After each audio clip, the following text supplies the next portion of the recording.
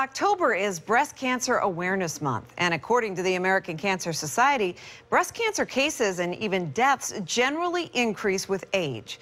And recommendations for breast cancer screenings, well, they seem to change frequently. So what is the very latest? Well, today, 8 on Your Side has answers, and joining me now is Dr. Jill. And this is stuff that we really need to stay on top of, and it does feel like they're saying it should be 40, or it should be 30, or it should be 50. So what are the newest, latest, greatest guidelines for when you should get a mammogram? I recommend what the American Cancer Society and the American College of Obstetrics and Gynecologists says. Start at age 40 and then yearly afterwards. Okay. It got confused when the U.S. Preventative Task Force said start at 50, but most physicians nowadays are still recommending what our colleges are saying, start at 40. And what is the difference between a screening and a diagnostic mammogram? That's a great question, because so many people come and say, I need the diagnostic. Really, a normal person like myself in her 40s without problems would get a screening.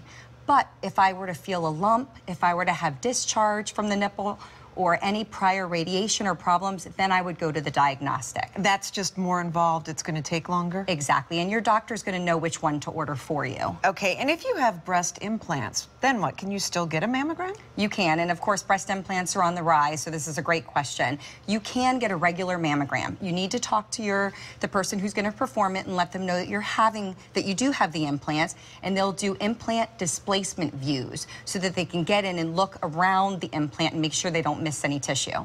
And who is at highest risk for breast cancer? So women who are at highest risk are people with the genetic disorders like BRCA, gene positive, or other genetic disorders, as well as women who have family histories of, like their mother, for instance, who had it at a young age.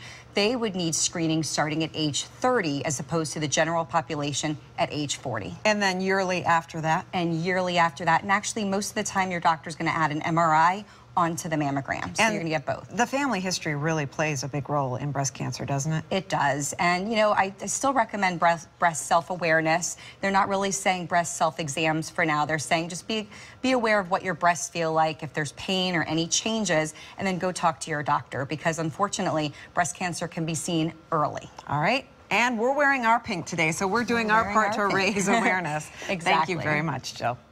Well,